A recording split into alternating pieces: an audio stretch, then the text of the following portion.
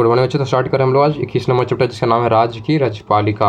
Sorry, राजपालिका नहीं है, राज की कार्यपालिका, यानी कि जो राज में कार्य करेंगे उन्हीं के बारे में पढ़ना है। ठीक है, तो चलिए क्विक रिवीजन करेंगे, ध्यान देखिएगा। पहला जो आता है राजपाल के बारे में पढ़ते हैं। सेम टू सेम राष्ट्रपति जिस तरह से होता है ना, उसी तरह से राजपाल होता है किसी भी राज्य का।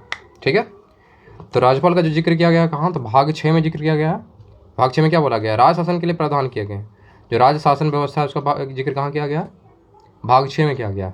ठीक है, जम्मू कश्मीर को छोड़कर, सिर्फ जम्मू कश्मीर को छोड़ देना, बाकी जितने भी राज्य हैं शहर के जो राज्य शासन कैसे चलेगा उसका जिक्र कहाँ है, भाग 6 में किया गया। ठीक है, नेक्स्ट पढ़ेंगे कि राज्य की जो कार्यपालिका वो प्रमुख कौन होता है। जो राज्य की जितनी भी कार्यपालिका होंगे उसका प्रमुख कौन होगा, तो याद रखना है राज्यपाल होगा। राज्य में जितने भी कार्य करने वाले लोग हैं, कार्यपालिका है, उसका प्रमुख कौन होगा, राज्यपाल होगा। प्रत्येक राज्य में क्या होता है, एक राज्यपाल होता है।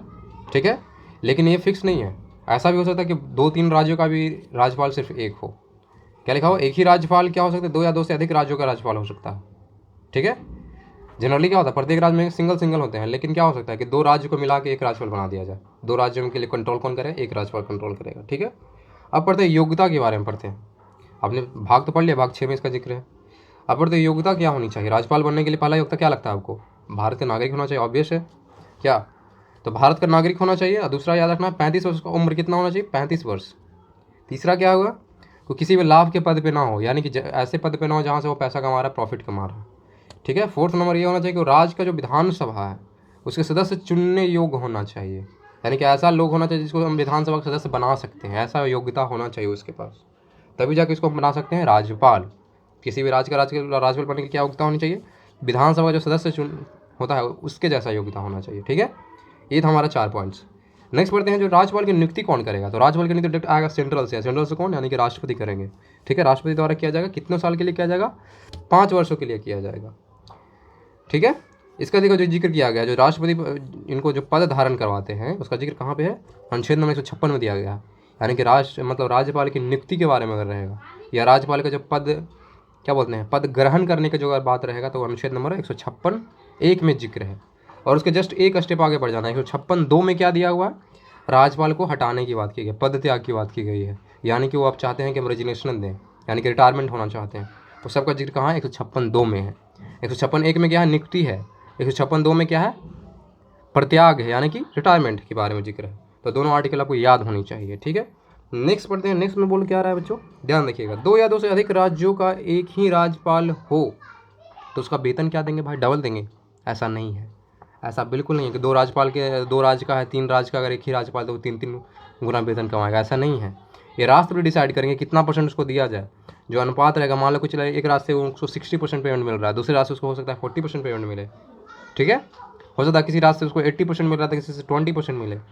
यानी कि जो रेशियो मिलेगा वो कौन डिसाइड करेगा, हमारे राष्ट्रपति निर्धारित करेंगे कि किस राज्य से आपको कितना पैसा दिया जाएगा वेतन के तौर पे। ठीक है, अगर बहुत सारे राज्यों का राज्यपाल है तो, अगर सिंगल है तो सिंपल सी बात है, उसको जितना पेमेंट मिलना चाहिए उतना मिलेगा, अगर सिंगल राज्य का है तो। लेकिन बहुत सारे राज्यों का है तो उसको अनुपात के तौर पर दिया जाएगा कि यहाँ से इतना, यहाँ से इतना मिलेगा आपको। ठीक है, नेक्स्ट पॉइंट लिखा हुआ है क्या, कि राज्यपाल पद ग्रहण करने से पूर्व उच्च न्यायालय के मुख्य ना, देखो ये काफ़ी इंपॉर्टेंट है। नियुक्ति कौन करता है, राष्ट्रपति करता है। लेकिन ऐसा नहीं है कि उसको शपथ भी राष्ट्रपति के सामने लेना है, ऐसा बिल्कुल भी नहीं है। वो शपथ कहाँ लेगा, तो राज्यपाल देखिए कहाँ शपथ लेगा। राज्यपाल जो शपथ लेगा उच्च न्यायालय, यानी कि हाईकोर्ट जो होंगे, राज्य के जितने भी हाईकोर्ट्स होंगे, राज्य में कितने हाईकोर्ट्स होते हैं, एक हाईकोर्ट होते हैं, तो हाईकोर्ट में जाकर क्या करेगा, मुख्य न्यायाधीश के सामने वो शपथ लेगा। जो उच्च न्यायालय के जो मुख्य न्यायाधीश हैं उनके सामने शपथ लिया जाएगा। अगर वो नहीं है तो जो वरिष्ठतम न्यायाधीश होंगे प्रेजेंट टाइम पे, यानी सबसे बड़े वाले जो न्यायाधीश होंगे, वरिष्ठतम न्यायाधीश, उनके सम्मुख क्या होगा, शपथ लेना पड़ेगा। ठीक है, ध्यान देना है। नियुक्ति करेगा राष्ट्रपति, लेकिन शपथ कहाँ लिया जाएगा, तो न्यायाधीश के सामने लिया जाएगा, उच्च न्यायालय के न्यायाधीश के सामने। ठीक है, नेक्स्ट पढ़ते हैं हम क्या, राज्यपाल की उन्मुक्तियां और विशेषाधिकार, यानी कुछ ऐसे अधिकार हैं, उन्मुक्तियां मतलब छूट बोलते हैं उसको, यानी कि इनको दिया जाएगा स्पेशल छूट दिया गया, साथ में इनको विशेषाधिकार भी दिया गया।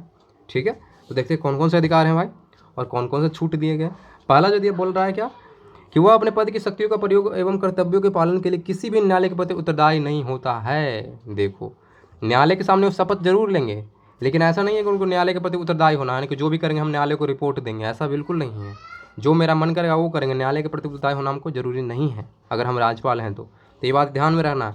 न्यायालय सिर्फ क्या करेगा, उसको उनको शपथ दिलाएगा, ये नहीं कि न्यायालय के प्रति उनको उत्तरदायी होना है, ऐसा जरूरी बिल्कुल नहीं है। न्यायालय के प्रति बिल्कुल उत्तरदायी नहीं होते हैं। ठीक है, सेकंड पॉइंट ध्यान रखना है कि पदावधि के दौरान उनके विरुद्ध किसी भी न्यायालय में किसी प्रकार की आपराधिक कार्रवाई प्रारंभ नहीं की जा सकती। ये बहुत बड़ा देखो छूट है। अगर वो पद पे बने हुए हैं, अगर राज्यपाल हैं वो, अगर किसी भी राज्य के, तो उनके ऊपर कार्रवाई बिल्कुल नहीं होगा। किसी भी हाई कोर्ट में उनके ऊपर केस नहीं हो सकता है अगर वो राज्यपाल हैं तो। याद रखना ये बात। पदावधि के दौरान उनके विरुद्ध किसी भी न्यायालय में किसी प्रकार की आपराधिक कार्रवाई नहीं प्रारंभ हो सकती।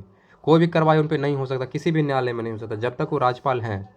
जैसे ही वो राज्यपाल से रिटायर हुए, राज्यपाल से हटा दिए गए, तो उन पर केस चलना शुरू हो जाएगा। उन पर जो है जेल हो सकता है, कार्रवाई हो सकता है, लेकिन जब तक वो राज्यपाल है उन पर कोई कार्रवाई नहीं किया जा सकता। यही सबसे बड़ा बेनिफिट है राज्यपाल होने का। थर्ड पॉइंट में क्या बोला है, वह पद पर हो तब उनका गिरफ्तारी पर आदेश किसी न्यायालय द्वारा जारी नहीं किया जाता है। कभी न्यायालय उनको आदेश नहीं दे सकता गिरफ्तार करने का। कभी भी न्यायालय ने बोला कि जाकर राज्यपाल को गिरफ्तार कर लो, ऐसा कभी नहीं बोल सकता जब तक वो राज्यपाल हैं। जैसे ही राज्यपाल से हट जाएंगे उनको गिरफ्तार कर लिया जाएगा, लेकिन जब तक वो राज्यपाल है उनको गिरफ्तार नहीं किया जा सकता है, ना ही आदेश दे सकता है कोई कोर्ट्स या हाई कोर्ट्स। ठीक है। थर्ड फोर्थ पॉइंट में क्या लिखा हुआ है कि राज्यपाल पद ग्रहण से पूर्व व पश्चात उसके द्वारा किए गए कार्य के संबंध में कोई सिविल कार्रवाई करने से पहले उसे 2 मास की पूर्व सूचना देनी होगी।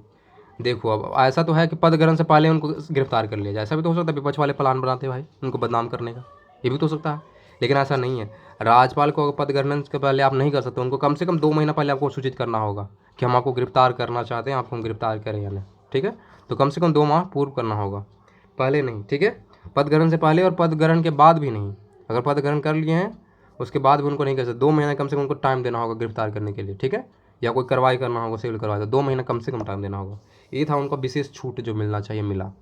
अब पढ़ते राज्यपाल की जो शक्तियाँ हैं, यानी कि इनको कौन कौन सा पावर दिया गया है। देखिए पावर क्या क्या है इनके पास। पहला पावर यह है कि राज्य के समस्त कार्यपालिका कार्य राज्यपाल के नाम से किए जाएंगे। जितने भी कार्यपालिका हैं, जो भी काम करेगा, काम इन लोग करेंगे, लेकिन नाम किनका होगा, राज्यपाल का नाम होगा, क्योंकि सब चीज़ में राज्यपाल के नाम से काम होगा, राज्यपाल का सिग्नेचर होगा। ठीक है, राज्य के समस्त कार्यपालिका कार्य राज्यपाल के नाम से किए जाएंगे।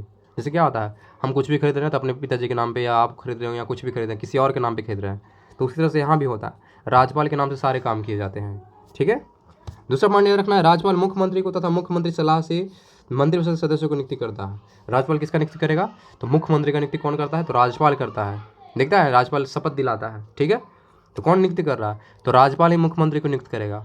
राज्यपाल चाहेगा किसको मुख्यमंत्री बनता है तब वो नियुक्त करेगा, दूसरा कोई नहीं करेगा। ठीक है, तो ये बात याद रखना।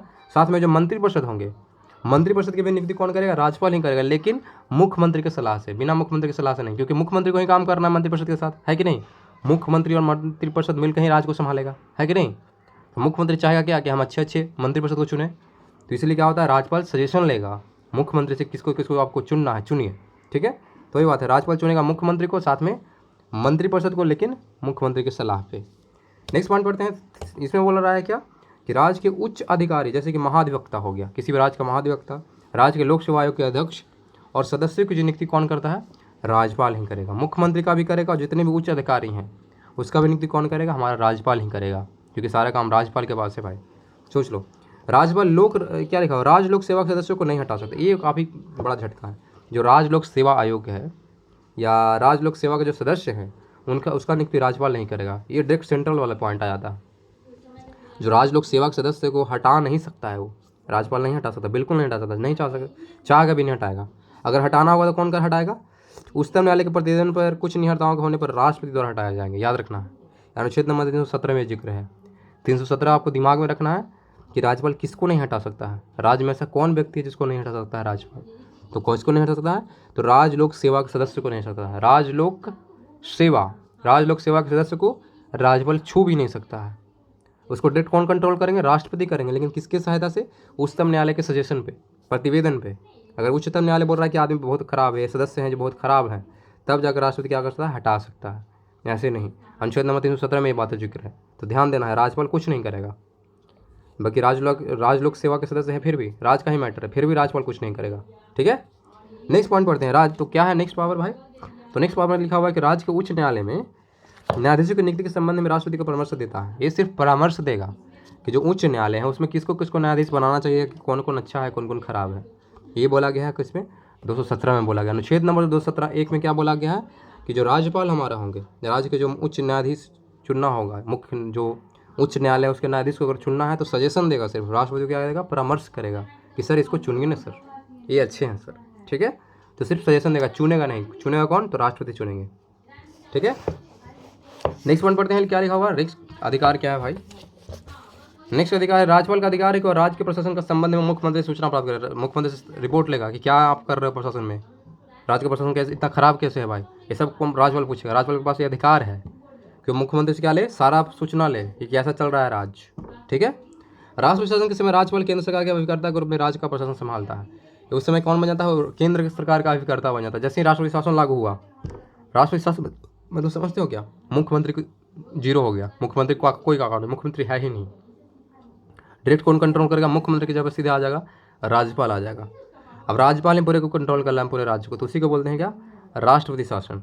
तो ये बोला है कि राष्ट्रपति शासन के समय राज्यपाल केंद्र सरकार के अभिकर्ता के रूप में काम करता है। जैसे कार्यकर्ता होता है ना कि मेरे हम नेता हैं तो मेरे कार्यकर्ता है, मेरे लिए काम कर रहे हैं, उस तरह से अभिकर्ता उसी को बोलते हैं, यानी कि राष्ट्रपति के लिए काम करेगा। कौन काम करेगा, तो राज्यपाल काम करेगा उस समय जब राष्ट्रपति शासन लगेगा किसी भी राज्य में। तो ठीक है, नेक्स्ट पॉइंट बढ़ते हैं। जितने भी राज्य के विश्वविद्यालय होंगे उसके जो कुलाधिपति होते हैं वो कौन होता है, सिर्फ और सिर्फ राज्यपाल होते हैं। ऐसा नहीं किसी आदमी को कुलाधिपति बनवा दिया जाए, ऐसा नहीं होता है। जितने भी विश्वविद्यालय होंगे किसी भी राज्य के, उसके जो कुलाधिपति होंगे कौन होंगे, याद रखना है, वो राज्यपाल ही होंगे। याद रखना है, हर एक राज्य के विश्वविद्यालय का कुलाधिपति कौन होंगे, राज्यपाल होंगे, वहाँ के राज्यपाल जो है। तथा उप कुलापति की नियुक्ति भी करता है। जब उप कुलापति, उसका नियुक्ति कौन करेगा, राज्यपाल करेंगे। खुद तो रहेंगे कुलापति कुलाधिपति, और उप कुलाधिपति को नियुक्ति भी करेंगे। ठीक है, तो राज्यपाल के पास पावर है, सोच लो कितना बड़ा पावर है। नेक्स्ट काफ़ी इंपॉर्टेंट, काफ़ी ध्यान देना आपको। इसमें बोल रहा है कि जो विधान परिषद बनाए जाते हैं वो कुल सदस्य की संख्या उसके बाद 1/6 भाग सदस्यों को नियुक्त किया जाता है। विधान परिषद जो बनता है, जितने भी सदस्य हैं विधान, उसका 1/6 भाग के लोगों को बना दिया, यानी कि सबको बना दिया विधान परिषद। तो सिर्फ कौन काम करेगा, एक्स्ट्रा लोग। तो सिर्फ और सिर्फ 1/6 भाग के सदस्यों को क्या करते हैं, नियुक्त करते हैं। किसमें, विधान परिषद के रूप में नियुक्त करते हैं, विधान परिषद सदस्य के रूप में नियुक्त करते हैं। मात्र 1/6 सदस्यों को, 1/6, जितने भी सदस्य रहेंगे उसको 6 से डिवाइड कर देना है, उतना ही सदस्य को हम क्या बना सकते हैं, विधान परिषद के सदस्य नियुक्त कर सकते हैं। ठीक है, ठीक है, जिनका संबंध देखो क्या करता है। और ये कौन नियुक्त करेगा, ये नियुक्त करेगा 1/6 भाग कौन नियुक्त करेगा, विधान परिषद के 1/6 भाग कौन करेगा, कुल सदस्यों के 1/6, सॉरी ये देखो क्या होगा, मैंने यहाँ गलत पढ़ गया। जो विधान परिषद बनाए जाते हैं ना, ठीक है, तो उसमें जो 1/6 भाग है, 1/6 भाग खाली रहेगा। किसके लिए खाली रहेगा, वो रहेगा राज्यपाल के लिए खाली। क्यों रहेगा खाली, तो राज्यपाल ही डिसाइड करेगा जो 1/6 लोग को हम भरेंगे, अपने मन से भरेंगे। वो राज्यपाल बोलेगा कि जितने विधान परिषद के सदस्य हैं उसका 1/6 भाग हम फिल करेंगे, अपने मन से चुनेंगे। तो राज्यपाल चुनता है किसको, बहुत सारे लोगों को चुनता है जिनका संबंध विज्ञान से होना चाहिए, साहित्य से होना चाहिए, कला और समाज सेवा, सहकारी आंदोलन आदि से रिलेटेड हों, तो उनको कौन चुनेगा, राज्यपाल चुनेगा। तो ये बात ध्यान रखना, विधान परिषद के 1/6 भाग के सदस्यों को कौन नियुक्त करता है, तो हमारा राज्यपाल नियुक्त करता है, जो कि विभिन्न क्षेत्रों से रिलेटेड होना चाहिए। इसका बात जो है कहाँ लिखा गया है, अनुच्छेद नंबर 171(5) में लिखा गया है। अनुच्छेद नंबर 171(5) दिमाग में होना चाहिए कि राज्यपाल नियुक्त करेगा 1/6 भाग। किसका 1/6 भाग, तो विधान परिषद के 1/6 भाग, मतलब कुल सदस्यों का 1/6 भाग को कौन नियुक्त करेगा, तो हमारा राज्यपाल करेगा, अनुच्छेद नंबर 171। ठीक है, रिपीट ज़्यादा हो गया। नेक्स्ट पढ़ते हैं, कौन सा अधिकार दिया गया, विधायी अधिकार दिया गया। विधायी मतलब क्या होता है, नियम कानून बनाने का अधिकार। तो क्या क्या अधिकार है भाई, तो पहला अधिकार है राज्यपाल विधानमंडल का अभिन्न अंग है। राज्यपाल क्या होता है, विधानमंडल का एक अभिन्न अंग है। ये कहाँ बोला गया, अनुच्छेद नंबर 164 में बोला गया। ध्यान देना है कि राज्यपाल क्या है, विधानमंडल का एक अभिन्न अंग होगा, उसका एक भाग होगा। अनुच्छेद नंबर 164 यही है, 164 दिमाग में। ठीक है, नेक्स्ट पॉइंट क्या बोलता है, विधानमंडल का जो है 17वां आसन, मतलब जो सत्र की शुरुआत की जाएगी या उसका विघटन, यानी कि अगर खत्म करना है या बंद करना है सत्र को, विधानमंडल के सत्र को शुरुआत या विघटन करना है, तो कौन करेगा, राज्यपाल ही करेगा। राज्यपाल विधानसभा के अधिवेशन अथवा दोनों सदनों के संयुक्त अधिवेशन को बुला सकता है। अगर राज्यपाल चाहता है कि हम अधिवेशन कराना चाहते हैं, अधिवेशन मतलब सबको बुलाना चाहते हैं, तो बुलाएगा, ऑर्डर देगा कि सब आओ एक साथ, जितने भी सदस्य हैं सब मेरे सामने हाजिर हो, सबको हाजिर होना फर्ज है। अगर राज्यपाल बोलता है कि हम संयुक्त अधिवेशन बुलाना चाहते हैं, तो विधान परिषद हो गया या विधानसभा है, सबके लोग आएंगे एक साथ। तो याद रखना, ये पावर है हमारे राज्यपाल के पास। समझ में आ रहा है, विधानमंडल के 17वां आसन यानी कि सत्र की शुरुआत करेंगे, साथ में विघटन भी करेंगे, और जो विधानसभा के अधिवेशन भी बुला सकते हैं, चाहे तो क्या करते हैं, संयुक्त अधिवेशन में बुला सकते हैं। ठीक है, नेक्स्ट पॉइंट पढ़ते हैं। नेक्स्ट पॉइंट में क्या बोल रहा है कि विधानसभा के किसी सदस्य पर अयोग्यता का प्रश्न उत्पन्न होता है तो अयोग्यता संबंधी विवाद का निर्धारण राज्यपाल चुनाव आयोग से परामर्श करके करता है। अब ऐसा सवाल उठ रहा है, कोई सदस्य है विधानसभा का, उस पर यह सवाल उठ रहा है कि इस लायक नहीं है, इसको विधानसभा का सदस्य नहीं होना चाहिए, तब ऐसा कौन विवाद तो सुनेगा, राज्यपाल ही सुनेगा भाई। राज्यपाल उसको सुनेगा, उस पर विचार करेगा और चुनाव आयोग से पूछेगा कि देखो तो चेक करके ये आदमी ठीक है या नहीं है ठीक। अगर नहीं ठीक है तो चुनाव आयोग बोलेगा सर ये ठीक नहीं है, तब चुनाव आयोग के आधार पे, जो चुनाव आयोग बोलेगा उसके आधार पे क्या करेगा, राज्यपाल उसको चाहे तो हटा सकता है। तो याद रखना, विधानसभा के सदस्यों को हटाने की बात अगर चलती है, अयोग्यता की बात चलती है, तो निर्वाचन आयोग से वो सजेशन लेके क्या करेगा, उसको हटा सकता है। ठीक है, नेक्स्ट पॉइंट पढ़ते हैं। नेक्स्ट पॉइंट में लिखा हुआ है राज्य विधानमंडल द्वारा पारित विधेयक राज्यपाल के हस्ताक्षर के बाद ही अधिनियम बनते हैं। ये देखो, ऐसा नहीं है कि विधानमंडल में कोई बिल पारित कर दिए, विधायक पारित कर दिए तो हो गया, ऐसा नहीं है। वो कभी भी विधेयक नहीं बन सकता, कभी वो नियम कानून नहीं बन सकता जब तक कि उस पर साइन किसका ना हो, राज्यपाल का साइन होना जरूरी है। कोई भी विधेयक पारित हो किसी भी राज्य विधानमंडल में तो साइन किसका होना चाहिए, राज्यपाल का साइन होना जरूरी है। नेक्स्ट पॉइंट पढ़ते हैं। नेक्स्ट पॉइंट में क्या बोल रहा है भाई कि विधानसभा में आंग्ल भारतीय समुदाय के पर्याप्त प्रतिनिधित्व को प्राप्त नहीं होता। राज्यपाल उस समुदाय के व्यक्ति को, एक सेकेंड, जितने अगर विधानसभा में आंग्ल भारतीय नहीं प्रेजेंट है, देखा जा रहा है कि पर्याप्त लोग नहीं आए हैं आंग्ल भारतीयों में से, ठीक है, तो राज्यपाल क्या करे, अपने मन से एक व्यक्ति को चुन लेगा कि चलो उधर से कोई नहीं आया है, आंग्ल भारतीय लोग से अगर नहीं आए हैं विधानसभा में, अगर नहीं है उसके सदस्य, तो क्या करे, राज्यपाल अपने मन से एक व्यक्ति को चुन लेगा। ये कहाँ जिक्र किया गया, अनुच्छेद नंबर 333 में बोला गया। अनुच्छेद नंबर 333 में क्या बोला गया, विधानसभा में भारतीय आंग्ल समुदाय के पर्याप्त प्रतिनिधि नहीं प्राप्त हो तो राज्यपाल उस समुदाय के एक व्यक्ति को विधानसभा का सदस्य मनोनीत कर सकता है। अनुच्छेद नंबर 333 दिमाग में होना चाहिए। ठीक है, नेक्स्ट पॉइंट पढ़ते हैं। नेक्स्ट पॉइंट बोल रहा है कि क्या पावर है भाई, विधायक कर पढ़ते हैं। नेक्स्ट पढ़ रहा है कि विधानमंडल का सत्र नहीं चल रहा हो तो राज्यपाल को ऐसा लगे कि तत्काल कार्रवाई की आवश्यकता है तो अध्यादेश जारी कर सकता है। अब देखो, विधानमंडल का सत्र नहीं चल रहा है, माना कि सत्र कैंसिल है या सत्र बंद है, अब कोई इमरजेंसी आ गया कि एकदम नियम कानून पारित करना है तो करना है, तो राज्यपाल क्या करे, अपना पावर का इस्तेमाल करेगा, जिसको क्या बोलते हैं, वीटो पावर बोलते हैं अंग्रेजी में। हिंदी में क्या बोलते हैं, अध्यादेश। अध्यादेश जारी करेगा, अपने मन से बोलेगा, जो बोल देगा वो एकदम लागू हो जाएगा, नियम बन जाएगा, कानून बन जाएगा डायरेक्ट। इमरजेंसी कंडीशन में क्या कर सकता है, अध्यादेश जारी कर सकता है।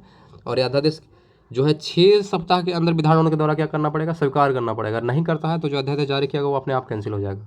यानी कोई चीज़ अगर बोल देता है राष्ट्रपति अपने मन से, सॉरी राष्ट्रपति बोल रहे हैं, राज्यपाल, कि ये नियम हम लागू कर रहे हैं, तो उस नियम के बारे में क्या करेगा, जो विधानमंडल है वो क्या करेगा, उस पर साइन करेगा, बोला कि हाँ चलिए सही है आपको बात। अगर उसको लगा कि खराब है, विधानमंडल के सदस्य को लगा कि नहीं ये बात सही नहीं है, अच्छा नहीं है, तो चाहे तो उसको कैंसिल भी कर सकते हैं। टाइम कितना दिया जाएगा, मात्र 6 सप्ताह दिया जाएगा। 6 सप्ताह के अंदर ही आपको डिसीजन देना है, जितने विधानमंडल के लोग हैं उनको डिसीजन देना है कि जो राज्यपाल ने बोला है वो सही बोला है या नहीं बोला है। ठीक है, तो ये था क्या, अध्यादेश जारी करने का अधिकार है। ठीक है, नेक्स्ट पॉइंट क्या पढ़ रहे हैं, तो राज्यपाल के धन विधेयक के अतिरिक्त किसी विधेयक को पुनः विचार करके राज्य के विधानमंडल के पास भेज सकता है।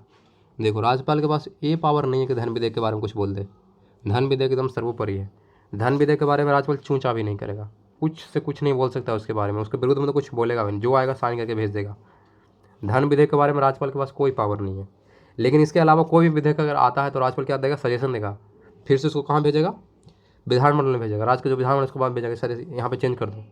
राज्यपाल क्या बोलेगा कि जो आपने विधेयक बनाया इसमें खराबी है, इसको चेंज कर दिया जाए। तो विधानमंडल क्या करेगा, उसको फिर से संशोधित करेगा, ठीक करेगा, ठीक करके फिर से वापस राज्यपाल के भेजेगा। लेकिन दोबारा राज्यपाल को क्या कर सकता है, नहीं भेज सकता है, नहीं लौटा सकता है। अगर दोबारा राज्यपाल के पास आ गया तो राज्यपाल को मजबूरी है कि साइन करना पड़ेगा।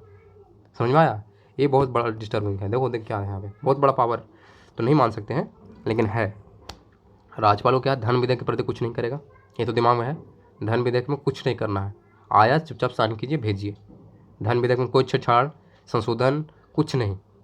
लेकिन इसके अलावा अगर कोई विधेयक आता है, कोई नियम कानून आता है तो उस पर क्या वो सजेशन दे सकता है कि इसको चेंज किया जाए, संशोधित कर सकता है और वापस भेजेगा कहाँ, विधानमंडल में भेजेगा। विधानमंडल के लोग संशोधित करके या ठीक करके वापस भेजेंगे राज्यपाल के पास।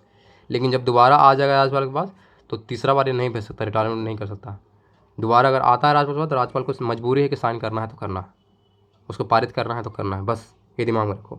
ठीक है, कि नेक्स्ट वन लिखा होगा 6, देखो क्या लिखा हुआ है, राज्यपाल पुनः विचार के लिए विधानमंडल को लौटा देते हैं। ऐसे विचार 6 माह के भीतर उस विधेयक, हाँ लेकिन टाइम कितना दिया जाएगा, 6 महीना दिया जाएगा। जो विधानमंडल के लोग हैं उनको मात्र 6 महीने देगा। 6 महीने के अंदर वो लोग क्या करेंगे, फिर से संशोधित करके राज्यपाल के पास भेजेंगे।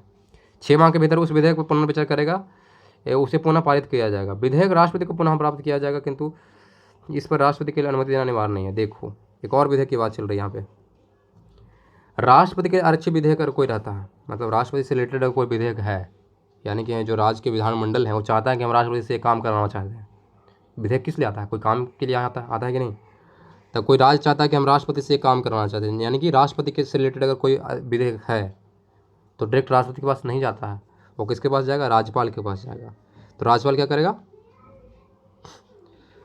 क्या कर सकते, राष्ट्रपति के लिए आरक्षित विधेयक जब राष्ट्रपति के निर्देश पर यानी कि राष्ट्रपति के ऑर्डर से राज्यपाल के पुनः विचार के विधानमंडल में लौटा दे, ये खुद नहीं लौटा सकता है। अगर चाहेगा कि लौटा दे हम अपने मन से, अगर कोई विधेयक आया है जो कि राष्ट्रपति से रिलेटेड है, तो उस विधेयक को राज्यपाल अपने मन से नहीं लौटाएगा, वो राष्ट्रपति के निर्देश में या राष्ट्रपति ऑर्डर देता है कि वापस कर दो, तब जाकर वो वापस कर सकता है पुनर्विचार के लिए। और पुनः जो विचार करने के लिए कितना टाइम मिलेगा, राज्य जो विधानमंडल है उसको कितना मिलेगा टाइम, मात्र 6 महीने मिलेगा। 6 महीने के बाद संशोधित करके फिर से दिया जाएगा राज्यपाल को कि दे दीजिए राष्ट्रपति को। लेकिन ऐसा नहीं है जो राष्ट्रपति इसको एक्सेप्ट ही कर ले, राष्ट्रपति का अपना मन है। ये देखो, इतना सारा होने के बाद भी राष्ट्रपति का अपना मन चलेगा। अगर राष्ट्रपति को लगता है कि चलो ठीक विधेयक हम पारित कर देते हैं तो कर देंगे, अगर राष्ट्रपति को लगता है कि नहीं ये खराब विधेयक तो अपने आप कैंसिल कर देंगे। वो ये कहाँ लिखा गया, अनुच्छेद नंबर 201 में बोला गया।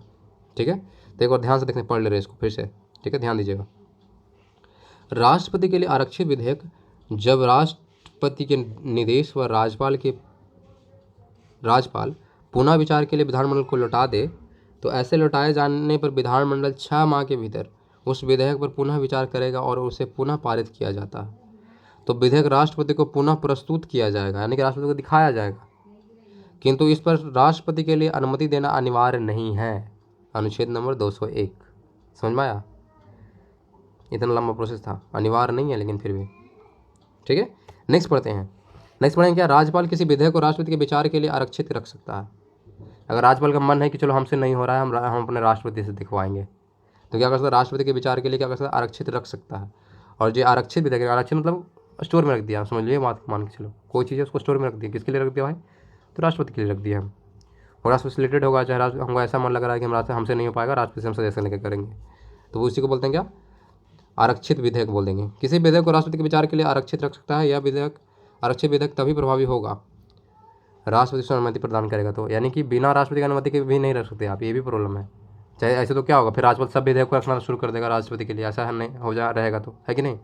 लेकिन अगर कोई विधेयक रखना भी है अगर आरक्षित तौर पे, तो राष्ट्रपति से परमिशन लेना चाहिए, सर कि आपके लिए कोई विधेयक है सर, इसको हम रख सकते हैं कि नहीं रख सकते हैं। जब आपको देखने का मन हो देख लीजिएगा सर, तो राष्ट्रपति बोला कि हाँ रख दो, हम आके देख लेंगे। ठीक है, तो वही बात है, बिना राष्ट्रपति के परमिशन के आप अनुमति के उसको नहीं, आरक्षित विधेयक को अपने पास रख सकते हैं। ठीक है, लेकिन एक ऐसा कंडीशन है जहाँ पे अनिवार्य है कि राज्यपाल को रखना है तो रखना है, अपने से कुछ डिसीजन देना ही नहीं है। कोई भी अगर विधेयक उससे रिलेटेड अगर आता है तो ऐसा एक विधेयक है, जैसे देखो क्या दिया, ध्यान दीजिएगा एक कौन सा विधेयक है, जब वह विधेयक क्या हो, उच्च न्यायालय की शक्तियों का अल्पीकरण, यानी कि जो उच्च न्यायालय की शक्तियों को कम करना हो, उससे यदि विधेयक विधि बन जाएगा तो उच्च न्यायालय के संवैधानिक से खतरा हो जाए। देखो बहुत बड़ा पॉइंट लिखा गया, अगर उच्च न्यायालय के शक्ति से रिलेटेड कोई विधेयक है, अगर राज्यपाल डिसीजन दे देता है डायरेक्ट, तो उससे क्या होगा, खतरा पैदा हो जाएगा। उसे क्या करेगा, राज्यपाल से सब काम करवा लेगा विधेयक, मतलब जो है उच्च न्यायालय वाले जो भी बात है वो राज्यपाल के पास पावर चला जाता है, राज्यपाल जो चाहेगा जो करेगा। लेकिन ऐसा नहीं है, अगर उच्च न्यायालय से रिलेटेड कोई भी बात अगर है, कोई भी विधेयक है, तो राज्यपाल अपने पास अपने से डिसीजन बिल्कुल नहीं देगा, वो रखेगा स्टोर करके, जो भी विधेयक आएगा किसके लिए रखेगा, राष्ट्रपति के लिए रखेगा, और डायरेक्ट राष्ट्रपति के लिए आरक्षित हो जाएगा। राष्ट्रपति उस पर डिसीजन देंगे, कौन डिसीजन देंगे, राष्ट्रपति डिसीजन देंगे। तो याद रखना, उच्च न्यायालय से अगर कोई भी रिलेटेड अगर टॉपिक है, कोई विधेयक है, राज्यपाल उस पर डिसीजन नहीं देगा, देता है तो बहुत खतरा पैदा हो जाएगा, कुछ भी स्थिति हो सकता है, इसलिए वो हमेशा रहेगा राष्ट्रपति के लिए रहेगा। ठीक है, नेक्स्ट पढ़ते हैं, वित्तीय अधिकार दिया गया। वित्तीय मतलब पैसा से लेन देन की बात की गई है। देखो कैसे राज्यपाल कैसे करे पैसे का कंट्रोल, देखो पहले लिखा, राज्यपाल प्रत्येक वित्तीय वर्ष में वित्त मंत्री के विधानमंडल में किस्मों की वित्तीय प्रतिष्ठा करने का अधिकार कहता है। राज्यपाल ही ऑर्डर देगा वित्त मंत्री को, जो राज्य के वित्त मंत्री होंगे उसको ऑर्डर देगा कि चलो बजट पेश करो। कौन ऑर्डर देगा, राज्यपाल। राज्यपाल के सामने बजट पेश करना पड़ेगा, समझ में आया। नेक्स्ट पॉइंट क्या बोलते हैं, विधानसभा में धन विधेयक राज्यपाल के पूर्व अनुमति से पेश किया जाएगा।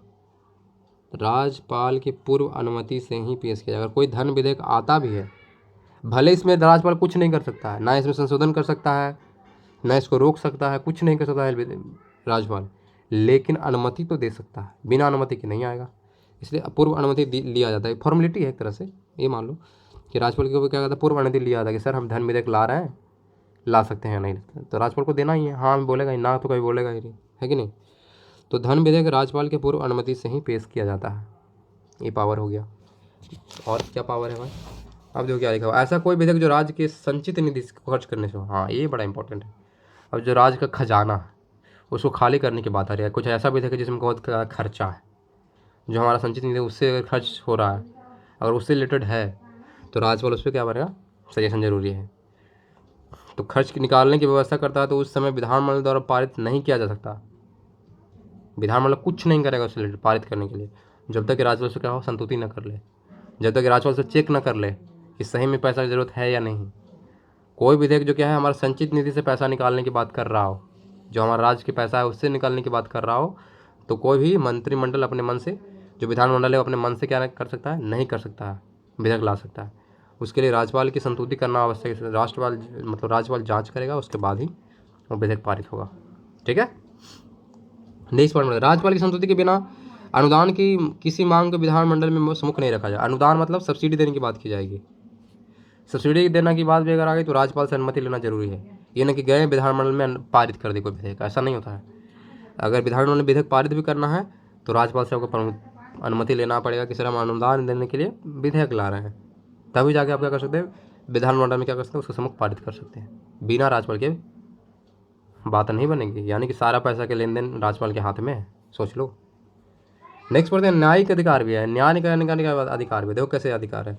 दंड को क्षमा करने के अधिकार, उसका परिलंबन, विराम, परिहार, ये सब पढ़ा चुके हैं आपको। परिलंबन क्या होता है, विराम परिहार क्या होता है, सब बता चुके हैं। तो दंड को क्षमा, उसका परिलंबन, विराम, परिहार कर सकेगा, या किसी दंडादेश का निलंबन, परिहार या लघुकरण कर सकेगा। ऐसे व्यक्ति जो क्या हो, अपराध किया हो, जो क्या हो, राज्य की कार्यपालिका शक्ति से रिलेटेड हो, यानी कि ऐसा मतलब ये नहीं कि सारा कांड कर रहा है, सबका फैसला न्यायिक अधिकार जो है यही करेंगे, ऐसा थोड़ी नहीं है। कुछ ऐसा काम करा है, कुछ ऐसा गलती करा है जो किसी रिलेटेड हो, राज्य की कार्यपालिका से रिलेटेड हो, यानी कि राज्य की कार्यपालिका जो काम करती है उसी से अगर रिलेटेड कोई करा है अपराध, ठीक है, तो उसका कौन करेगा विचार, राज्यपाल करेगा फैसला। समझ में आया। या चाहे तो उसको छूट दे सकता है, या उसको कुछ भी कर सकता है, मतलब क्षमा करने का जनरली अधिकार होता है, और क्या बोल सकते हैं। लेकिन रिलेटेशन किससे होना चाहिए, राज्य की कार्यपालिका से रिलेटेड काम होना चाहिए, जो केस होना चाहिए इससे रिलेटेड होना चाहिए। ये नहीं कुछ से रिलेटेड है, मर्डर कर दे किसी का आके यहाँ कर रहे हैं, ऐसा नहीं होता है। राज्य की कार्यपालिका शक्ति का विस्तार उस पर होना चाहिए, ठीक है, विस्तार होगा उसी से रिलेटेड अगर रहना चाहिए, ठीक है। अनुच्छेद नंबर 161 में बोला गया है बात, अनुच्छेद नंबर 161 में बोला गया है, ठीक है, जो आप क्षमा वाली बात है। नेक्स्ट पढ़ेंगे, राष्ट्रपति को सभी प्रकार के मृत्युदंड के मामले में क्षमा देने की जा सकती है। देखो राष्ट्रपति का सारा मामला है ये, देखो यहाँ पे तो फिक्स था ना कि राज्य के कार्यपालक शक्ति का विस्तार जिसमें होगा उसी से रिलेटेड फैसला सुनाना है राज्यपाल को। लेकिन राष्ट्रपति को ऐसा नहीं है, राष्ट्रपति को जो भी कर रहा है, आपने कांड करा हो, मर्डर करा हो, जो भी आपने करा हो, सबका फैसला सुना सकता है राष्ट्रपति, क्योंकि राष्ट्रपति हेड है भाई, ये सब कुछ कर सकता है, सारी चीज़ को फैसला सुना सकता है, मन करेगा तो आपको फिर छोड़ देगा। तो राष्ट्रपति को सभी प्रकार के मृत्यु दंडादेश के मामले में क्षमा दान की शक्ति प्राप्त है, जबकि राज्यपाल को मृत्यु दंडादेश के मामले में ऐसी शक्ति प्रदान नहीं है। अगर किसी को मृत्यु दंड मिला है तो राज्यपाल के पावर पर नहीं है कि उसका मृत्यु दंड को कैंसिल कर दे, समझ आया। ऐसे सिर्फ पावर किसको है, राष्ट्रपति के पावर है, राज्यपाल को बिल्कुल नहीं है। राष्ट्रपति को सेना न्यायालय के कोर्ट मार्शल बोलते हैं। सेना न्यायालय को अंग्रेजी में क्या बोलते हैं, कोर्ट मार्शल। कि दंडादेश के मामले में क्षमादान की शक्ति प्राप्त है। अगर कोर्ट मार्शल किसी को हुआ है तो उसको भी क्षमा कर सकता है राष्ट्रपति, लेकिन राज्यपाल नहीं कर सकता है। यानी कि सेना न्यायालय द्वारा किसी को अगर मिला है सजा तो उसको भी माफ़ कर सकता है राष्ट्रपति, लेकिन राज्यपाल नहीं कर सकता है। राज्यपाल के पास ये पावर नहीं है। सिंपल उसको पावर वही है, कुछ कार्यपालिका से रिलेटेड अगर कोई काम कांड करा है किसी ने, तब सजा मिलेगा या छूट मिलेगा, ठीक है। तो ये पॉइंट आपको 2 पॉइंट याद रखना है। नेक्स्ट पढ़ते हैं आपात शक्ति। आपात मतलब क्या समझते हैं, इमरजेंसी, लड़ाई हो गया, युद्ध हो गया, भूकंप आ गया, कुछ भी आ गया, इमरजेंसी वगैरह है, तो ऐसी परिस्थिति में क्या होगी, राज्य का जो शासन है वो किसी को दिया जाएगा, संविधान को बंधों के अनुसार नहीं चलाया जा रहा। माना कि ऐसा कंडीशन आ गया किसी राज्य में, दंगा हो रहा है, फसाद हो रहा है, संविधान का कोई फॉलो नहीं हो रहा है, तो वही बोला है राज्य का जो शासन चल रहा है संविधान के बंधों के अनुसार नहीं चल रहा है, जो संविधान में लिखा हुआ है उस अनुसार अगर नहीं चल रहा है राज्य का जो भी सरकार है, तो क्या करेगा ये राज्यपाल, क्या करेगा, राष्ट्रपति को इन्फॉर्मेशन देगा। राष्ट्रपति को कहेगा प्रतिवेदन भेजकर अनुच्छेद 356 के तहत क्या लगा देगा, राष्ट्रपति शासन लागू हो जाएगा। अनुच्छेद नंबर 356 राष्ट्रपति शासन, ठीक है, कब, जब भारतीय संविधान का पालन नहीं हो रहा होगा तब राज्यपाल ही देगा, इन्फॉर्मेशन पहुंचाएगा, ठीक है। इसी को बोलते हैं राष्ट्रपति शासन। और राष्ट्रपति शासन रहेगा तो कौन राज करेगा, राज्यपाल राज करेगा, राज्यपाल ही रहेगा मुख्यमंत्री के तौर पर, ठीक है। अब देखो राज्यपाल की स्थिति क्या है, लोग तो इतना सारा आपने पढ़ लिया राज्यपाल, तो लग रहा है कि राज्यपाल ही महान है, राज्यपाल ही राज्य का एकदम राजा है, आप ये समझ लो, लेकिन ऐसा नहीं है। इसके पास भले ही पावर है, लिखित पावर है, लेकिन काम करने का मेन काम देखो किसके पास है, क्या लिखा हुआ है, हमें राज्यपाल के उपयुक्त अधिकारों का दृष्टिपात करें तो ऐसा लगता है कि राज्यपाल एक बहुत शक्तिशाली अधिकारी है, किंतु वास्तविकता में इसके अस्वरथा भिन्न है। हमने संसदीय शासन प्रणाली को अपनाया। संसदीय शासन प्रणाली है कि नहीं है, बिल्कुल है। हमारे देश में क्या है, संसदीय शासन प्रणाली है, जिसे मंत्रिपरिषद विधानमंडल के प्रति क्या होता है, उत्तरदायी होता है। जो मंत्रिपरिषद है वो होता है मुख्यमंत्री का जो मंत्रिपरिषद है वो क्या होता है, विधानमंडल के प्रति उत्तरदायी होता है। सारा रिपोर्ट किसको देगा, राज्यपाल को नहीं देगा, वो किसको देगा, विधानमंडल को देगा, है कि नहीं। इसी कारण जो है शक्तियाँ मंत्रिपरिषद को ज़्यादा मिलती है, ना कि राज्यपाल को, ठीक है। राज्यपाल सिर्फ एक संवैधानिक प्रमुख के रूप में कार्य करता है, यानी कि बड़ा एक हेड है, हेड साहब है, सिंपल साइन करेगा, लेकिन जो मेन काम करेगा वो मंत्रिपरिषद के लोग ही करेंगे, समझ में आया। इसलिए हम बोलते हैं कि मंत्रिपरिषद के पास ज़्यादा पावर है और राज्यपाल से ज़्यादा पावर है, क्योंकि सारा काम तो कौन कर रहा है, मंत्रिपरिषद कर रहा है कि नहीं। राज्यपाल सिर्फ एक संवैधानिक प्रमुख के रूप में कार्य करता है। असाधारण स्थिति में बहुत सारा पावर मिल जाता है। तो अगर इमरजेंसी आ गया, कोई असाधारण स्थिति पैदा होगी राज्य में, तो इच्छा अनुसार जो अगर राज्यपाल चाहेगा कर सकता है, उसको बैन कर दे, उसको तोड़ हटा दे, उसको ये कर दे, उसको ये कर दे, सब कुछ कर सकता है राज्यपाल, जब इमरजेंसी कंडीशन रहेगा तब। लेकिन ऐसे नॉर्मल क्या रहेगा, संवैधानिक शक्ति उसको मिला हुआ है, हेड के तौर पर साइन खाली करेगा बैठ के, ठीक है। अब देखो कहीं कहीं में उपराज्यपाल भी चुने जाते हैं, बहुत सारे राज्यों में उपराज्यपाल नहीं होता, लेकिन जो कहीं देखो कहाँ पे है, दिल्ली में उपराज्यपाल की सुविधा है, पुदुचेरी और अंडमान और निकोबार द्वीप समूह में, 3 जगह पे है, दिल्ली, पुदुचेरी, अंडमान और निकोबार द्वीप समूह में क्या है, उपराज्यपाल की व्यवस्था की गई है। साथ में जो प्रशासक की भी सुविधा की गई, उपराज्यपाल से एक नीचे होता है प्रशासक, तो बहुत सारी जगहों में प्रशासक भी होते हैं, जैसे कि दादर एवं नागर हवेली में है, लक्षद्वीप में है और दमन एवं दगनी में, यहाँ क्या प्रशासक है, ठीक है। यहाँ पे उपराज्यपाल की सुविधा क्या है, यहाँ पे प्रशासक की सुविधा की गई है। नेक्स्ट पढ़ते हैं कि पंजाब और राज्यपाल के दायित्व के साथ साथ चंडीगढ़ का प्रशासन संभालता है। जो पंजाब का राज्यपाल होगा दोनों को संभाल लेगा, पंजाब को भी और चंडीगढ़ को भी, ध्यान रखना, ठीक है। तो ये था हमारा राज्यपाल फिनिश हो गया। नेक्स्ट पढ़ते हैं हम लोग विधान परिषद के बारे में। विधान परिषद होता क्या है, तो विधान परिषद क्या है, राज्य विधानमंडल का उच्च सदन होता है, यानी कि हाई सदन इसको बोल सकते हैं। किसका, तो विधानमंडल का। विधानमंडल में क्या होता है, एक विधान परिषद होता है, एक होता है विधानसभा होता है कि नहीं। तो राज्य विधानमंडल का उच्च सदन कौन होता है, विधान परिषद होता है। राज्य की विधानसभा अपने कुल सदस्यों के पूर्ण बहुमत तथा उपस्थित मतों के सदस्यों को 2/3 बहुमत प्रस्ताव पारित करके संसद के राज्य में विचार पर साबित कर सकते हैं। देखो विधान परिषद का गठन कौन करेगा, यहाँ जो लिखा गया है, और जो राज्य की विधानसभा है वही करेगा, क्या करेगा, विधान परिषद का गठन करेगा। लेकिन उसके लिए क्या होना चाहिए, 2/3 बहुमत मिलना चाहिए। जितने भी सदस्य वहाँ प्रेजेंट हैं विधानसभा के अंदर, उसके 2/3 अगर बहुमत मिल जाता है तब जाकर बन जाएगा हमारा विधान परिषद का स्थापना हो जाएगा। और इसका अगर हटाना भी चाहते हैं, लोप भी करना चाहते हैं, तो कौन करेगा, विधानसभा के सदस्य के द्वारा ही किया जाएगा। लेकिन बहुमत कितना होना चाहिए, 2/3 बहुमत मिलना चाहिए कम से कम, तब जाके हम क्या बना सकते हैं, विधान परिषद बना सकते हैं, ठीक है। नेक्स्ट बोलते हैं कि बहुत सारे राज्य हैं जहाँ पे विधान परिषद, जैसे कि देखो यहाँ पे अभी फिलहाल में कितने विधान परिषद हैं, तो पूरे देश में मात्र 6 ही विधान परिषद हैं, सब राज्य में विधान परिषद नहीं होता है। तो कुल मिलाकर कितने हैं, तो 6 हैं। जैसे कि उत्तर प्रदेश में है, कर्नाटका में है, जो जम्मू कश्मीर में था अब नहीं है, जम्मू कश्मीर में अब क्या है, विधान परिषद की सुविधा खत्म कर दी गई है। उत्तर प्रदेश में है, कर्नाटका में है, महाराष्ट्र में है, बिहार में है, तेलंगाना में है, ठीक है। 6 जगह, उत्तर प्रदेश, कर्नाटका, महाराष्ट्र, बिहार, आंध्र प्रदेश और तेलंगाना, यहाँ विधान परिषद की सुविधा है। बाकी सारे राज्यों में विधान परिषद की सुविधा बिल्कुल नहीं है। नेक्स्ट बनने वाले, विधान परिषद के कुल सदस्यों की संख्या जो होती है, राज्य के विधानसभा के कुल सदस्यों की संख्या के 1/3 से अधिक नहीं हो सकती। ऐसा नहीं है कि विधानसभा के सदस्य उसका आधा है या उससे ज़्यादा है, कितना होना चाहिए, 1/3 से ज़्यादा नहीं हो सकता। जितने भी विधानसभा में संख्या होगा सदस्यों का, उसका 1/3 होना चाहिए कहाँ, विधान परिषद के अंदर, उससे ज़्यादा बिल्कुल नहीं, 1/3 से अधिक नहीं हो सकता। लेकिन कुछ जगह हैं जिसे अपवाद दिया गया है, एक कंडीशन और दिया गया है कि 1/3 से अधिक तो नहीं होना चाहिए और 40 से कम नहीं होना चाहिए। जो सदस्य होंगे विधान परिषद में वो 40 से कम नहीं हो सकते हैं, और जो विधानसभा की संख्या, कुल सदस्य की संख्या, उसे 1/3 से अधिक नहीं हो सकते हैं। 2 कंडीशन याद रखना, 1/3 से अधिक नहीं और 40 से कम नहीं, ठीक है। लेकिन अपवाद में बहुत सारी जगह है, जैसे कि ये छोड़ दो, अपवाद में बाद में पढ़ेंगे, ठीक है। ये अपवाद जम्मू कश्मीर था जो कि अब नहीं है, ये तो हटा दिया गया है कि नहीं। नेक्स्ट पढ़ेंगे, विधान परिषद के सदस्य बनने के लिए न्यूनतम आयु की सीमा दी गई है, 30 वर्ष होनी चाहिए। 30 वर्ष से अगर छोटे आप हैं तो आपको विधान परिषद के सदस्य नहीं चुना जाएगा। विधान परिषद के सदस्य होने की कम से कम आपको उम्र कितना होना चाहिए, 30 साल 30 ईयर्स, ठीक है। नेक्स्ट लिखा गया कि यहाँ पे देखो क्या लिखा है, कार्यकाल कितना रहेगा। विधान परिषद जो सदस्य चुने जाते हैं उनका कार्यकाल रहता है 6 साल, 6 वर्ष रहेगा। कार्यकाल कितना रहेगा, आपको चुन लिया गया 6 वर्ष तक आपको रखा जाएगा विधान परिषद के सदस्य के रूप में। लेकिन एक कंडीशन और है, देखो यहाँ पे जो विधान परिषद के सदस्य जो चुने जाते हैं, इनका हर एक 2 साल में क्या होता है, अवकाश होता है, यानी कि रिटायरमेंट होता है। किनका होता है, मतलब जिनका 30 साल मतलब 6 साल पूरा हो गया हो, लगभग जो होता है 1/3 सदस्य का होता है, 1/3 जितने भी सदस्य अगर हैं विधान परिषद में, जितने भी सदस्य हैं उसका 1/3 जो 1/3 सदस्य होंगे, माना कि कितने हैं, 30 है, तो 30 का 1/3 कितना हो जाएगा, 10 हो जाएगा। यानी कि जो 10 सदस्य हैं उनको हटाया जाएगा हर एक 2 साल के अंदर में। प्रत्येक दूसरे वर्ष में क्या होता है, 1/3 सदस्य को अवकाश ग्रहण करने करना, मैंने रिटायरमेंट करा जाता है, ये बोला गया। और क्या, एक कंडीशन और बनता है। देखो ये तो हो गया कि सिंपल है कि हर एक 2 साल पे 1/3 लोग हटाए जा रहे हैं, ठीक है, ये हो गया कंडीशन। दूसरा कंडीशन क्या था कि 6 वर्ष के बाद ऑटोमेटिक रिटायरमेंट होना है, तो होना है मिनिमम 30 साल होना है, ठीक है, ये आपने इतना पढ़ा है।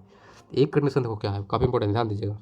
माना कोई है विधान परिषद का सदस्य और बीच में वो मर गया या कोई इमरजेंसी आ गया कि उसको हटा दिया गया, मतलब वो पद है, कोई एक विधान परिषद क्या है कि सदस्य का है खाली हो गया सीट, तब क्या करोगे, खाली तो छोड़ नहीं सकते, तो नया सदस्य को चुना जाएगा, ठीक है।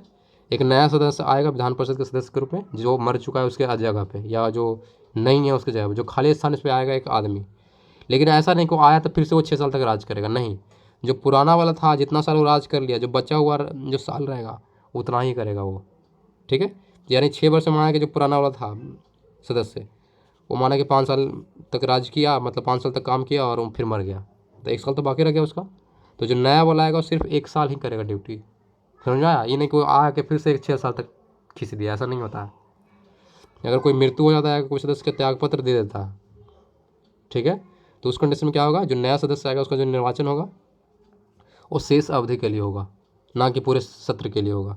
6 साल के लिए नहीं होगा, जो बचा हुआ साल रहेगा उसी के लिए होगा, ठीक है। ये बात आपको ध्यान देना, काफ़ी इंपॉर्टेंट था, ठीक है। आगे पढ़ते हैं, देखिए आप ध्यान दीजिएगा। आगे क्या बोल रहा है, आगे बोल रहा है कि विधान परिषद सदस्यों का निर्वाचन अनुपातिक प्रतिनिधित्व के एकल संवर्ण मत पति, ये सिर्फ पॉइंट आपको याद रखना है, ऑप्शन में आ सकता है ऑब्जेक्टिव में। निर्वाचन कैसे होता है, तो अनुपातिक प्रतिनिधित्व के आधार पर होता है, एकल संक्रमणीय मत पद्धति के द्वारा होता है। ये 2 पॉइंट आपको याद रखना है, अनुपातिक प्रतिनिधित्व के आधार पे, और दूसरा क्या है, एकल संक्रमणीय मत पद्धति के आधार पर होता है। किसका निर्वाचन, तो विधान परिषद के सदस्यों का निर्वाचन। नेक्स्ट पॉइंट क्या बोल रहा है कि विधान परिषद कुल सदस्य का जो एक, देखो इतना आसान भी नहीं कि सदस्य को चुन लेना, अब ये हमें बहुत सारा दिमाग लगाने वाला बात है, यहाँ पर आपको ध्यान रखना है। जो विधान परिषद के सदस्य चुने जाएंगे वो ऐसे नहीं चुना जाता कि सब कुछ चुन लिए, इसमें कंडीशन है कि कुल सदस्य का 1/3 जो सदस्य होगा किसको चुना जाएगा, स्थानीय स्वशासी संस्थाओं से चुने जाएंगे। जो कोई संस्था है जो चल रहा है अगल बगल में सेवा करने के लिए, लोगों को सेवा कर रहा है, तो उस संस्था से चुना जाएगा। स्थानीय स्वशासी संस्था के निर्वाचन मंडल से चुना जाएगा कितना, 1/3 सदस्य को। जितना विधान परिषद में जितना सदस्य है उसका 1/3 को चुना जाएगा, कहाँ से, स्थानीय स्वशासी संस्था से चुना जाएगा, ठीक है।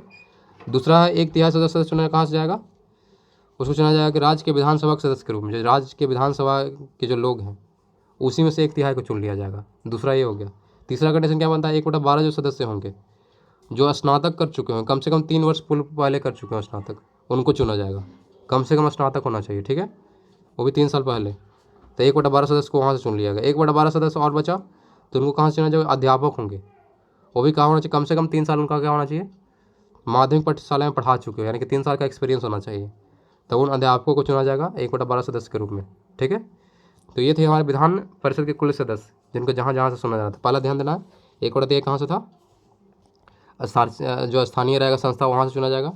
दूसरा कंडीशन क्या था, 1/3 जो लोग चुने जाएंगे कहाँ से, विधानसभा के सदस्य चुने जाएंगे। फिर नेक्स्ट था 1/12 सदस्य जो कहाँ से चुने जाएंगे, जो स्नातक कर चुके हैं, 3 साल का क्या होना चाहिए, 3 साल का क्या होना चाहिए, कम से कम एक्सपीरियंस होना चाहिए, 3 साल पूर्व कर चुके हैं। साथ में अध्यापक होंगे वो भी 1/12 सदस्य रहेंगे, उनका भी क्या होना चाहिए, 3 साल का क्या होना चाहिए, एक्सपीरियंस होना चाहिए। एक मिनट से और देखो, 1/6 सदस्यों का जो है राज्यपाल उस व्यक्ति को मनोनीत करता है। देखो विधान परिषद 1/6 सदस्य क्या रहेगा, हमेशा खाली रहेगा, उसको कौन चुनेगा, राज्यपाल चुनेगा। राज्यपाल अपने मन से चुनेगा, वैसे व्यक्ति को चुनेगा जो साहित्य, कला, विज्ञान, सहकारिता, आंदोलन और समाज सेवा से रिलेटेड हो, ठीक है। 1/6 सदस्य हमेशा के लिए खाली रहेगा, कौन चुनेगा, राज्यपाल चुनेगा, जो कि साहित्य से जुड़े हों, कला, विज्ञान, साहित्य क्या बोलते हैं, सहकारिता या आंदोलन से जुड़े हों, उन्हीं को चुनेगा, ठीक है। नेक्स्ट वन पढ़ते हैं, विधान परिषद किसी बैठक की जो के लिए कम से कम कितनी विधान परिषद संख्या होना चाहिए। अगर कोई बैठक अगर कर रहे हैं विधान परिषद का, तो कम से कम कितना लोग प्रेजेंट होने चाहिए, बिना उतना सीट के नहीं होगा, कम से कम 10 लोग प्रेजेंट होना चाहिए। 10 लोग अगर नहीं हैं विधान परिषद के अंदर तो बैठक शुरू नहीं होगा, मीटिंग शुरू नहीं होगा, ठीक है। या दूसरा कंडीशन ये है कि जितने भी सदस्य की संख्या उसका 1/10 भाग लोग प्रेजेंट होना चाहिए, जो इससे ज़्यादा रहे। 10 ज़्यादा लगे तो 10 मान लीजिए, या 1/10 लोग अगर ज़्यादा लगे तो वो मान लीजिए, ठीक है।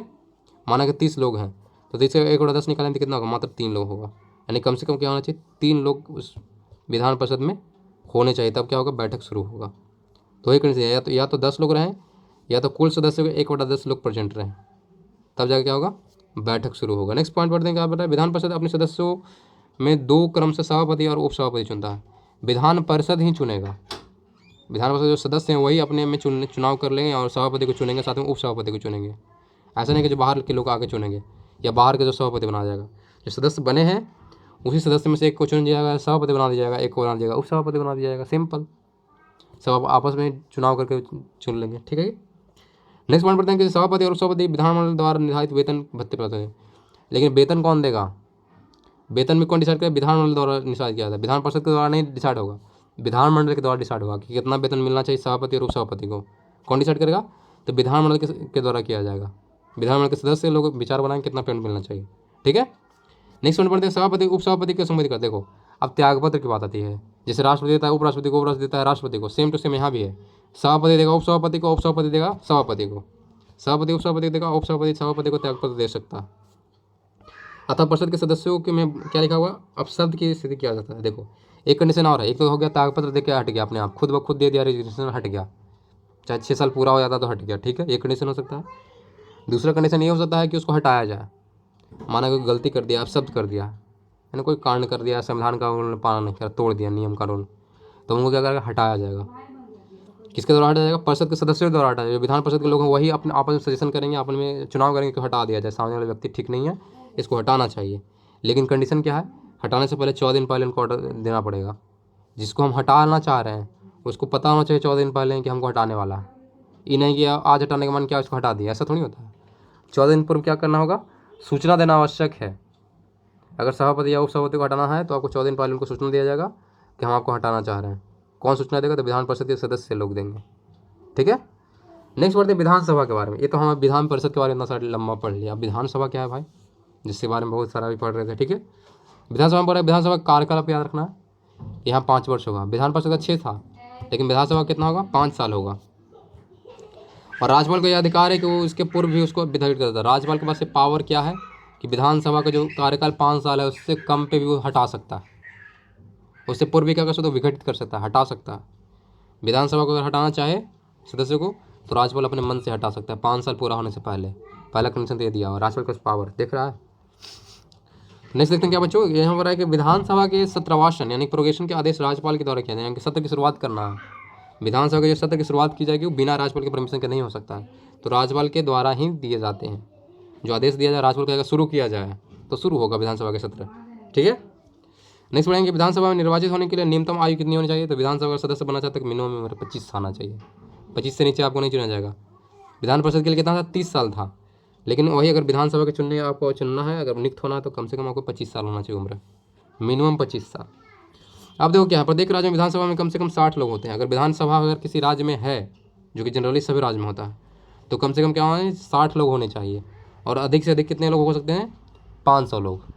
यानी किसी भी विधानसभा में न्यूनतम सदस्यों की संख्या 60 और अधिकतम सदस्यों की संख्या 500 हो सकती है। अपवाद में कुछ ऐसा जगह जहाँ पे सदस्य की संख्या 60 से भी कम है, जैसे कि गोवा अपवाद है। गोवा में 40 है, मिजोरम में 40 है, सिक्किम में 32 है। तो 2-3 जो स्टेट हैं वहाँ पे क्या है,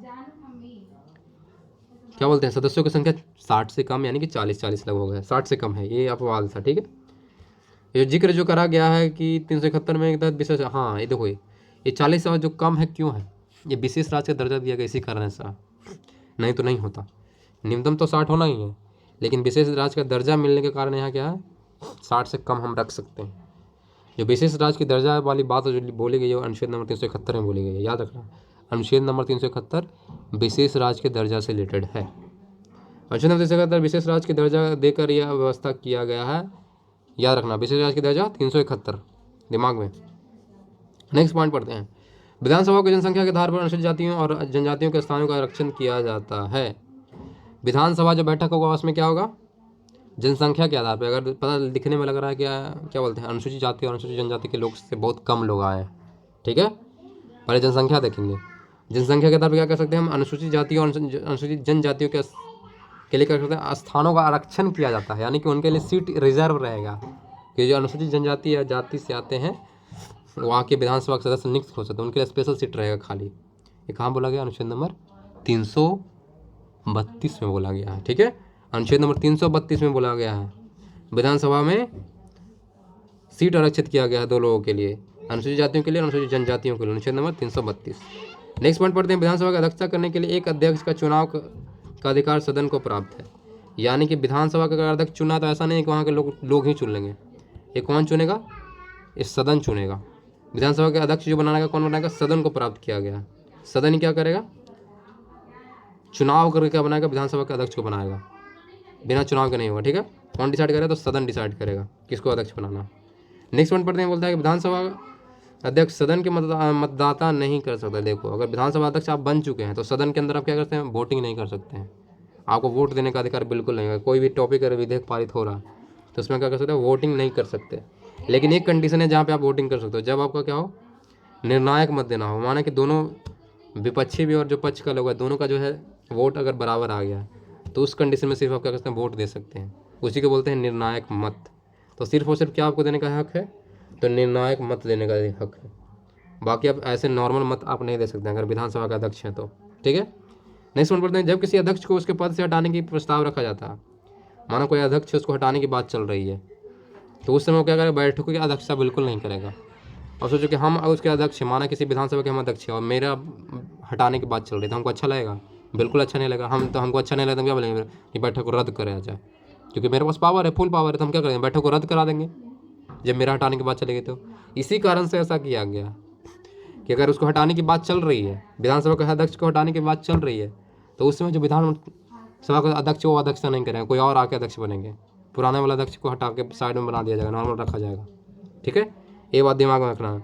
वो सिर्फ सदस्य के रूप में बन जाएगा, आके बैठ जाएगा, नीचे आके बैठ जाएगा। वो ऊपर कुर्सी पर उठेगा, आके नीचे सदस्य के रूप में नॉर्मल बैठा रहेगा, देखते रहेगा कौन मेरे अपोजिट में वोटिंग कर रहा है, बस। ठीक है, तो वही बात, जब किसी अध्यक्ष को ऊपर पद से हटाने का प्रस्ताव विचाराधीन हो तो उस समय वो सदन के बैठकों की अध्यक्षता नहीं करता है और न कर सकता है। नेक्स्ट पॉइंट लिखा, किसी विधेयक को धन विधेयक माना जाए या ना माना जाए, कौन डिसाइड करेगा? तो डिसाइड हमारा यही करेंगे, विधानसभा के अध्यक्ष डिसाइड करेंगे। अध्यक्ष ही बोला कि ये जो विधेयक आप लाए हैं धन विधेयक है या विधेयक धन विधेयक नहीं है, कौन डिसाइड करेगा? तो विधानसभा के अध्यक्ष डिसाइड करेंगे। ये दिमाग रखना है कि विधेयक कोई धन विधेयक है या नए विधेयक कौन डिसाइड करेगा? तो विधानसभा के अध्यक्ष करेंगे। सदन में बैठकों के लिए सदन की कुल संख्या के क्रम बना देखो। अगर सदन की बैठक शुरुआत करना है तो कम से कम कितना लोग प्रेजेंट होना चाहिए? तो 1/10 लोग प्रेजेंट होना चाहिए। कुल सदस्य की संख्या के 1/10 लोग। मिनिमम कितना होना चाहिए? सदस्यों की संख्या 60 होना चाहिए और मैक्सिमम कितना? 500। अब उसी में से 1/10 सदस्य है, जितने लोग चुने गए हैं, जितना कुल सदस्यों की संख्या है विधानसभा के, उसका 1/10 लोग अगर प्रेजेंट रहेंगे तब जाके बैठक को माना जाए कि चलो बैठक अच्छा है, इसको शुरुआत किया जाए। ठीक है, अब नेक्स्ट बढ़ते विधानसभा का अधिकार और कार्य। अब विधानसभा तो बन गए आप, तो उसके कुछ काम भी होंगे। कौन कौन से काम है, कौन कौन से पावर दिए गए हैं? तो पहला पावर है विधि निर्माण से रिलेटेड। विधि मतलब नियम कानून बनाने का पावर दिया गया। पहला क्या दिया हुआ है कि राज सूची के संबंधित विषयों पर विधि निर्माण है। राज सूची से रिलेटेड कोई बात होगा, एक होता है राज सूची, एक होता है संघ सूची, एक होता है संवर्ती सूची, है कि नहीं? राज सूची में तो जो राज्य की बातें होंगी, राज के जो अंदर कानून व्यवस्था होगा, उसके लिए अगर विचार विमर्श करना है या नियम कानून बनाना तो कौन बनाएगा? हमारा विधानसभा बनाएगा। ठीक है, इसे राज सूची से संबंधित विषयों पर विधि निर्माण का अनन्य अधिकार है, काफ़ी ज़्यादा अधिकार है। नेक्स्ट पॉइंट लिखो, समवर्ती सूची के लिए भी अधिकार है। समवर्ती सूची में दोनों मिलकर करता है, सेंटर भी और वो भी। तो हमारा जो राज्य की तरफ से कौन लड़ेगा? राज्य की तरफ से विधानसभा सजेशन देगा, है कि नहीं? तो समवर्ती सूची में भी इसको हक दिया गया, इसको पावर है विधानसभा को कि क्या करे? वो निर्णय ले या नियम कानून बना सके। ठीक है, नेक्स्ट वन पढ़ते हैं, क्या लिखा हुआ? वित्तीय विषयों के संबंध, पैसे से लेन देन की बात अगर हो रही है तो भी पावर दिया गया विधानसभा को। जैसे देखिए, राज्य विधानमंडल के राज्य सरकार की वित्तीय व्यवस्था को पूर्णतः नियंत्रित करता है। पूरी तरह से अगर कोई नियंत्रित कौन करेगा? राज्य के जो पैसे के लेन देन है, जो वित्तीय व्यवस्था है, उसको कौन पूरी तरह से कौन नियंत्रित करता है? तो हमारा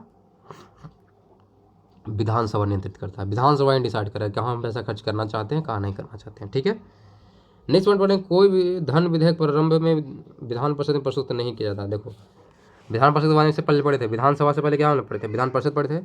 लेकिन डायरेक्ट कोई विधेयक विधान परिषद में नहीं चला जाएगा। अगर धन विधेयक अगर है तो सबसे पहले कहाँ जाएगा? विधानसभा में जाएगा। विधानसभा को तो कितना पावर है।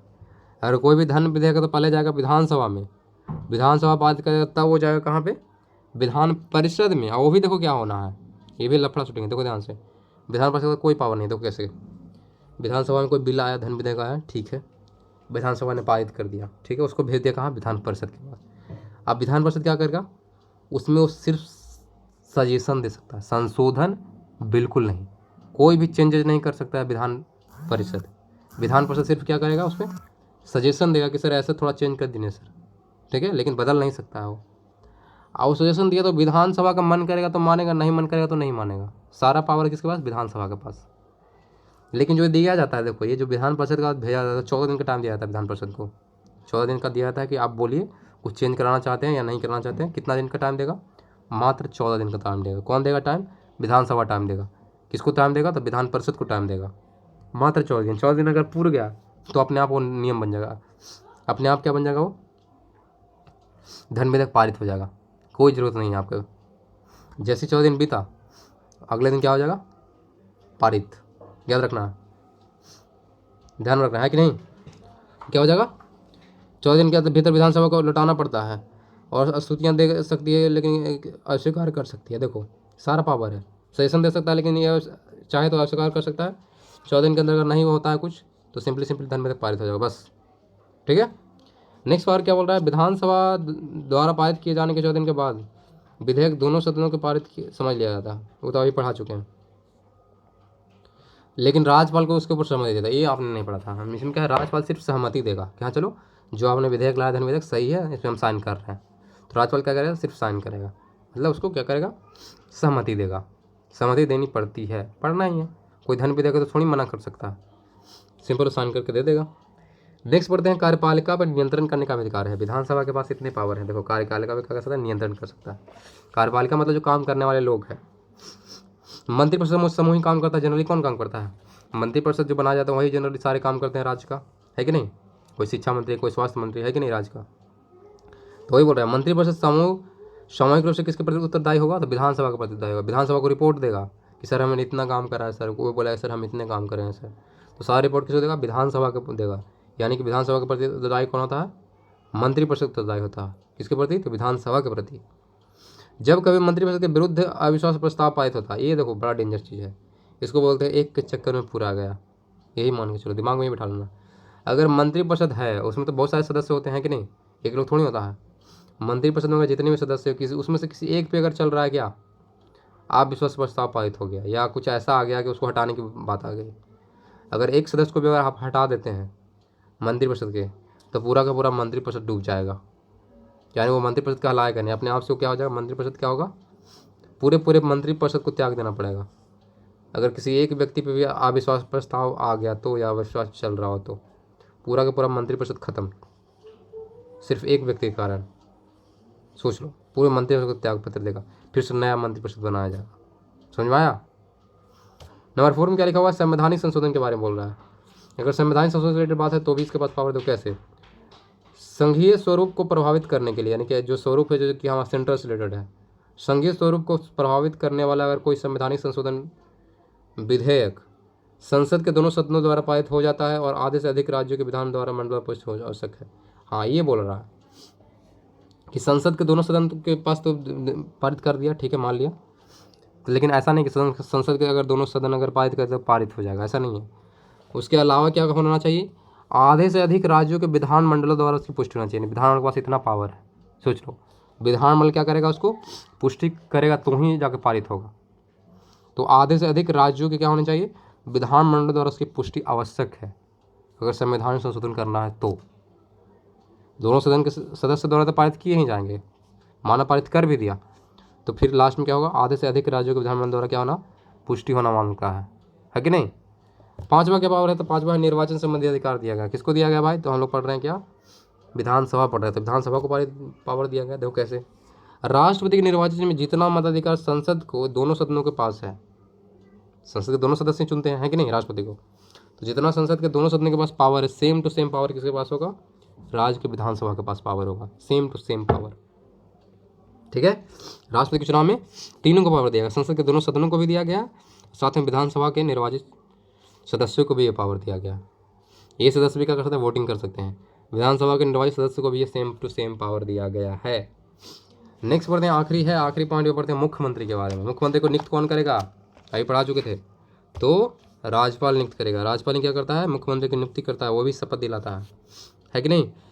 जो विधानसभा के बहुमत दल का नेता होता है उसी को क्या बनाते हैं हम लोग? उसी को बनाते हैं मुख्यमंत्री जनरल बनाया जाता है। मुख्यमंत्री किसको बनाया जाता है? जो विधानसभा के जो बहुमत वाला दल है उसी का नेता क्या होता है? हमारे जनरली मुख्यमंत्री बनाए जाते हैं। ये पॉइंट आपको जनरली पता होना चाहिए, लेकिन कभी कभी ऐसा होता भी नहीं है, मन करता है जिसको मुख्यमंत्री बना दिया जाता है कि नहीं। लेकिन जनरली क्या होगा? बहुमत दल का नेता होगा उसी को बनाया जाएगा। नेक्स्ट पॉइंट पढ़ते हैं कि राष्ट्रीय राजधानी दिल्ली और पुदुचेरी चुनाव पश्चात मुख्यमंत्री की नियुक्ति राष्ट्रपति। देखो एक कंडीशन बड़ा अच्छा है, यहाँ तो राज्यपाल नियुक्त कर रहा है अदर राज्यों में, लेकिन दो जगह जैसे कि पुडुचेरी और कहाँ है, पुदुचेरी और दिल्ली, वहाँ जो मुख्यमंत्री बनने उनको शपथ कौन दिलाएगा, राज्यपाल नहीं दिलाएगा, उनको शपथ डायरेक्ट दिलाएंगे कौन, हमारे प्रेसिडेंट साहब यानी कि राष्ट्रपति जी दिलाएंगे, डायरेक्ट राष्ट्रपति दिलाएंगे। राज्यपाल उसमें बीच में कुछ नहीं आ सकता पुडुचेरी और दिल्ली के मुख्यमंत्री के शपथ के में, ठीक है। मुख्यमंत्री राष्ट्रपति के उत्तरदायी होता है, और जो मुख्यमंत्री उत्तरदायी किसके प्रति होगा, राज्यपाल के प्रति नहीं होगा। कहाँ नहीं होगा, सिर्फ दिल्ली और पुदुचेरी में, बाकी राज्यों में राज्यपाल के प्रति उत्तरदायी होता है, लेकिन दिल्ली और पुदुचेरी में कहाँ होगा, वो राष्ट्रपति को उत्तरदायी होगा, राष्ट्रपति को सारा रिपोर्ट देगा, ठीक है। लेकिन अदर राज्यों में कहाँ होता है, राज्यपाल को दिया जाता है रिपोर्ट। मुख्यमंत्री के शासन का प्रमुख प्रवक्ता होता है, इसको क्या बोलते हैं, शासन का प्रमुख प्रवक्ता। प्रवक्ता मतलब क्या होता है, जो बोले, प्रवक्ता मतलब बोलने वाला, काम करने वाला, उसी को बोलते हैं प्रवक्ता। मुख्यमंत्री शासन का प्रवक्ता है और मंत्रिपरिषद की बैठकों का अध्यक्ष है। जो मंत्रिपरिषद बनाए जाते हैं उसका हेड कौन होता है, मुख्यमंत्री होता है, ठीक है। मंत्रिपरिषद का हेड कौन होगा, मुख्यमंत्री होगा, और मुख्यमंत्री क्या होगा, उसको बोलते हैं शासन का प्रमुख प्रवक्ता बोला जाता है। नेक्स्ट पॉइंट पढ़ते हैं, मंत्रिपरिषद के निर्णयों को मुख्यमंत्री ही राज्यपाल तक पहुंचाता है। अगर कोई ऐसा बात है जो कि हमको पहुंचाना है कहाँ, राज्यपाल तक, मंत्रिपरिषद ने कोई बात बोली कि सर इसको पहुंचाइए, ये ज़रूरत है, तो मुख्यमंत्री काम करेगा मीडिएटर के तौर पे। तो मंत्रिपरिषद के निर्णयों को मुख्यमंत्री ही राज्यपाल के पास पहुंचाएगा। अगर कोई बात राज्यपाल को बोलना है मंत्रिपरिषद को, तो ये बीच में मुख्यमंत्री ही आएगा, तो राज्यपाल बोलेगा मुख्यमंत्री को, मुख्यमंत्री बोलेगा मंत्रिपरिषद को, ठीक है। राज्यपाल के सारे अधिकारों का प्रयोग मुख्यमंत्री ही करता है। राज्यपाल को जितने अधिकार हैं, ये राज्यपाल जो अधिकार दिया है मुख्यमंत्री को करने का, उस सबका प्रयोग सिर्फ और सिर्फ कौन करेगा, मुख्यमंत्री ही करेगा। ध्यान देना, राज्यपाल के सारे अधिकारों का प्रयोग मुख्यमंत्री करता है। तो ये हमारा आज का फिनिश हो गया, जो हम पढ़े थे क्या, राज्य की कार्यपालिका फिनिश हो गया। तो आज के लिए इतना ही, थैंक यू।